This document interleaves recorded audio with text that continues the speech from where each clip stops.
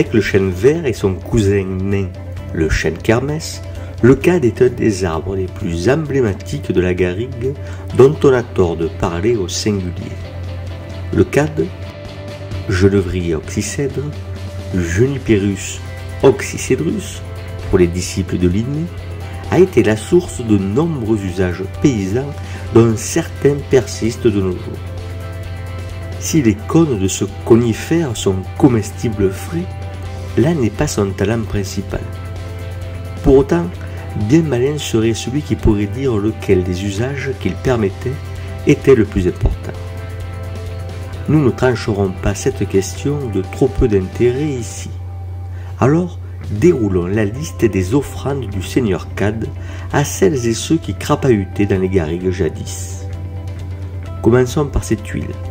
L'huile de cad dont on retrouve de rares fours dans les garrigues et qui était utilisée pour ses vertus cicatrisantes.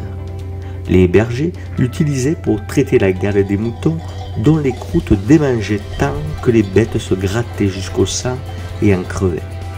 Le maréchal Ferrand soignait les sabots des chevaux avec cette huile que l'on utilise encore dans les shampoings et qui a donné son nom à la marque Cadom et qui se perpétue dans cette expression infantine de bébé Cadom. Si je devais m'arrêter là, on pourrait déjà dire que cet arbre aurait bien mérité un culte animiste. Mais le cad, en plus d'être un antimite, un très bon répulsif à rongeurs, est un arbre à la croissance fort lente, si lente qu'il est l'escargot des garrigues avec une croissance de moins d'1 millimètre par an. Le bois de cœur est quasiment imputrescible, ce qui en fait un bois recherché par les sculpteurs.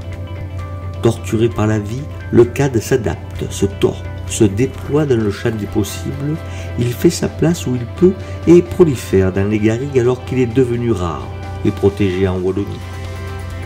Arbre à tout faire des garrigues, le cad mérite votre révérence.